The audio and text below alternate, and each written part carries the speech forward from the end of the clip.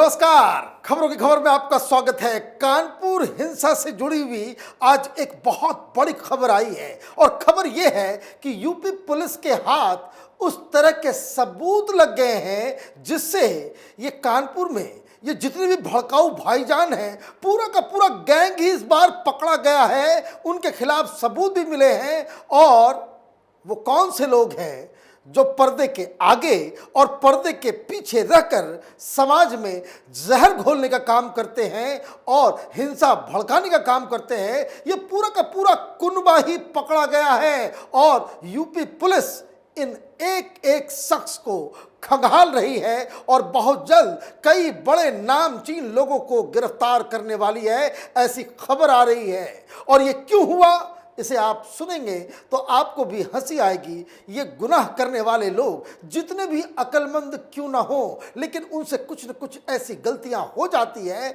जिससे ये वो जो गुनहगार होता है वो पकड़ा जाता है। लेकिन इस केस में तो पूरा का पूरा गैंग ही पकड़ा गया है, क्योंकि ये जो बड़े बड़े शातिर, ये जो साजिश करने वाले लोगों को गिरफ्तार किया गया और उनके फोन को जब जब्त किया गया तो यूपी पुलिस को 141 ऐसे व्हाट्सएप ग्रुप्स मिले हैं, 141 व्हाट्सएप ग्रुप्स, जिसमें दंगा को लेकर के लाइव अपडेट चल रहा था।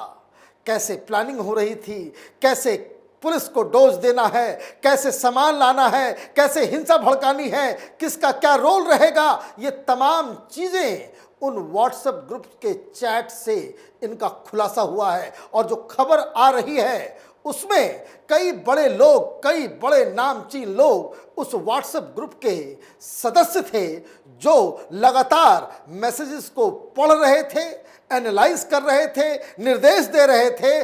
और 3 तारीख को जब प्रधानमंत्री मोदी कानपुर में आए, राष्ट्रपति पहुंचे, गवर्नर और मुख्यमंत्री वहां पे पहुंचे, तो किस तरीके से वहां बवाल मचाना है ये पूरा का पूरा साजिश इन व्हाट्सएप चैट से पूरा साफ हो गया है। क्या खबर आई है? पुलिस ने हयात व अन्य आरोपियों के मोबाइल कब्जे में लिए थे। मुस्लिम संगठनों के व्हाट्सएप ग्रुप हयात के मोबाइल में मिले हैं। बवाल के दिन सुबह से ही लगभग हर ग्रुप पर सभी की सक्रियता थी। सबसे अधिक बातचीत व अपडेट MMA जौहर फैंस एसोसिएशन कानपुर टीम नाम के ग्रुप में किया जा रहा था। ग्रुप पर आपस में बाजार बंद को लेकर बातचीत की गई, तमाम खबरों की कटिंग डाली गई थी। उसके बाद जब बाजार बंद होना शुरू हुआ तो उसका अपडेट आने लगा। इसी तरह से बवाल, और जब हाशमी आरोपी बनाया गया तो उससे संबंधित खबरें इसमें पोस्ट की गई। मतलब लाइव अपडेट चल रहा है, यहां बंद वहां बंद, यहां ऐसे हंगामा हुआ, तस्वीरें भी भेजी जा रही थी, अपडेट भी भेजा जा रहा था और निर्देश भी भेजे जा रहे थे। और जब इसको आरोपी बनाया गया, जब ये हाशमी पकड़ा गया, तो क्यों पकड़ा गया, कैसे पकड़ा गया, उसके बारे में खबर क्या टेलीविजन पे दिखाया जा रहा है, किस तरह की खबरें आ रही है, उससे भी तमाम इस ग्रुप के मेंबर्स को रूबरू किया जा रहा था। मतलब शुरू से लेकर अंत तक व्हाट्सएप ग्रुप के ऊपर हिंसा की पूरी प्लानिंग और तैयारी की गई थी। क्योंकि आगे जो पुलिस की तरफ से जो खबर आ रही है वो क्या बता रही है? हयात जफर हाशमी लगातार इस ग्रुप में प्रतिक्रिया देता रहा, खुद भी कई वीडियो और फोटो शेयर किए। जो वीडियो फोटो आए उन पर शाबाशी दी। एक मैसेज में लिखा, इंशाअल्लाह थोड़ी देर में वीडियो आएगा, रहमानी मार्केट बंद। इसी तरह से उसने तमाम रिप्लाई दे रखे हैं। एक एक चैट पुलिस के पास है। ग्रुप में हयात जफर हाशमी की पत्नी काफ़ी सक्रिय थी, वह भी बंदी से लेकर बवाल तक की तमाम वीडियो फोटो साझा करती रही, कई मैसेज भी डाले। पुलिस सूत्रों के मुताबिक हयात की पत्नी ही इस ग्रुप की एडमिन है। मतलब ये ग्रुप हयात की पत्नी ने बनाया, जो टेलीविजन चैनल पे कह रही कि मेरा पति बड़ा एकदम बिल्कुल बेगुनाह है, उसको फंसाया जा रहा है, PFI के नाम को बदनाम किया जा रहा है, इस तरह की बाइट वो दे रही थी। लेकिन अब जिस व्हाट्सएप ग्रुप के ऊपर जहर का कारोबार चल रहा था उसकी एडमिन वो खुद हयात की बीवी, उसमें पुलिस के सूत्र की तरफ से खबर आ रही है। मतलब ये कि क्या चल रहा है। जुमे की नमाज हो गई, सवेरे से ही कैसे कैसे क्या करना है, नहीं करना है, कहां पत्थर है, ये सारी चीजें उसमें बताई जा रही हैं। और जब हंगामा शुरू हुआ तो हर जगह की तस्वीरें शेयर की जा रही हैं। कहा जा रहा है इंशाअल्लाह रामानी मार्केट बंद हो गया, ये बंद हो गया, और वीडियोस भी शेयर किए जा रहे थे। मतलब अगर कोई बवाल अचानक से एट रैंडम होता है तो भाई कई दिनों से ये जो तमाम 141 व्हाट्सएप ग्रुप्स हैं उस पर ये बातचीत क्यों हो रही थी। इसका तो मतलब साफ है कि व्हाट्सएप के जरिए लोगों को मोबिलाइज किया जा रहा था, जहर फैलाने का काम किया जा रहा था, अफवाह फैलाने का काम किया जा रहा था। ये एक सोची समझी साजिश जो पीएफआई के द्वारा निर्देशित थी। आगे खबर आई, पुलिस एक एक मैसेज के बारे में जांच कर रही है, साथ ही इन ग्रुप में कौन कौन लोग जुड़े हैं और कहां के हैं, इसका पूरा ब्यौरा खंगाला जा रहा है। सारे तथ्य जुटाने के बाद साक्ष्यों के आधार पर कार्रवाई की जाएगी। बवाल के दिन हयात जफर हाशमी ने शहर के कई नामचीन शख्सियत से बातचीत की। उसके मोबाइल नंबर की सीडीआर से इसका खुलासा हुआ है। इसलिए अंदेशा बढ़ गया है कि इन लोगों की भी भूमिका रही है, मगर वो सामने नहीं आए, पर्दे के पीछे से साजिश में शामिल रहे।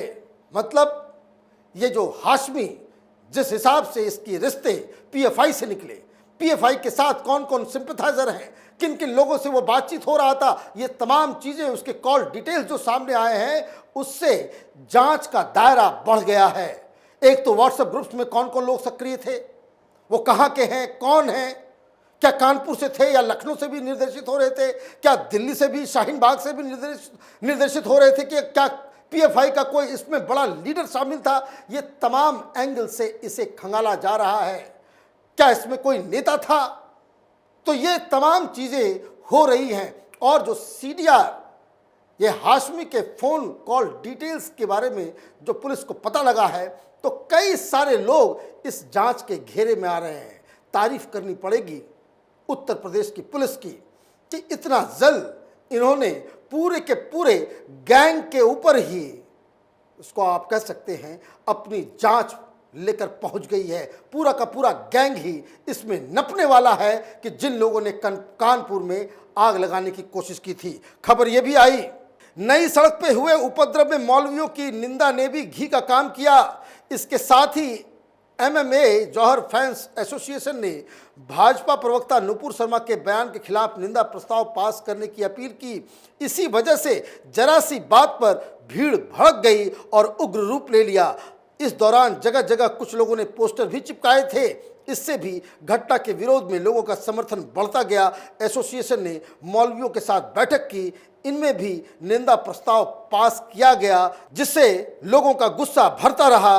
उपद्रव को लेकर जुम्मे से पहले से ही माहौल बनता रहा। मतलब पूरी तैयारी कर ली गई थी, मुसलमानों को कैसे भड़काना है, कैसे क्या करना है।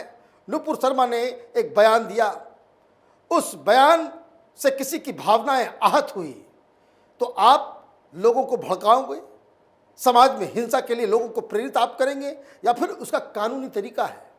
कई जगहों पे एफआईआर दर्ज हुए हैं, जो सही तरीका है कि किसी की भावनाएं, उन्होंने अगर गलत किया है, कानून उसका हिसाब करेगा। आप कानून को अपने हाथ में लेकर के सड़कों पे आप न्याय करेंगे, आप होते कौन हैं।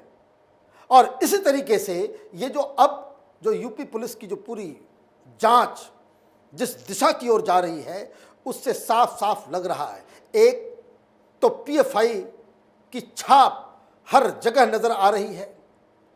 दूसरी चीज ये कि जो तमाम व्हाट्सएप ग्रुप्स में जो लोग पार्टिसिपेट कर रहे थे, उनको भी चिन्हित किया जा रहा है।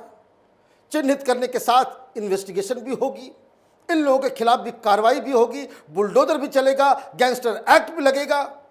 फिर वो जो तमाम मौलवी मौलाना जो जुमे के दिन के पहले से ही माहौल बनाने में जुटे थे, जो आग में घी डालने का काम कर रहे थे, उनके खिलाफ भी कार्रवाई अब शुरू हो गई है।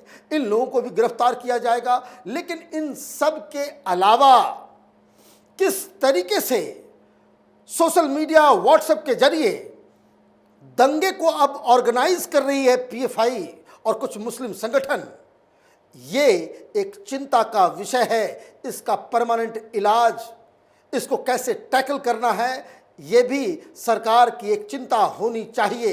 क्योंकि आज एक अफवाह लोगों के भावनाओं को भड़का के अगर हिंसा कानपुर में भड़काई जा सकती है प्रधानमंत्री और राष्ट्रपति की मौजूदगी में, तो ये कल देश के किसी भी शहर में हो सकता है। किसी भी गली चौराहे मोहल्ले में ये सारी चीज़ें हो सकती है। किसी अफवाह के नाम पे दंगा भड़काया जा सकता है। तो ऐसे में सरकारों को अब सचेत हो जाना चाहिए। वोट बैंक पॉलिटिक्स की वजह से कुछ लोगों ने इतनी बड़ी समस्या के ऊपर अपनी आंखों में पट्टी बांध ली है। सरकारों को ये करना बड़ा महंगा पड़ सकता है, क्योंकि आप अगर एक तरफ से इन सब चीज़ों को इग्नोर करते रहेंगे, कल कोई बड़ा हादसा होगा तो ये सरकार नहीं कह पाएगी कि हमें मालूम नहीं था। इस छोट-मोट घटनाओं से सरकार को सीख लेनी चाहिए। जिस हिसाब से हनुमान जयंती के बाद से देश के अलग अलग शहरों में इस तरह की जो कहते हैं कि मॉब वायलेंस हो रहा है, इस पे रोक लगाने की आवश्यकता है। हमारी नज़र कानपुर की घटनाओं पे बनी हुई है। हम लगातार अपडेट देते रहेंगे। आप देखते रहिए कैपिटल टीवी। हमारे वीडियोस को लाइक कीजिए, शेयर कीजिए और हमारे चैनल को सब्सक्राइब कीजिए। धन्यवाद।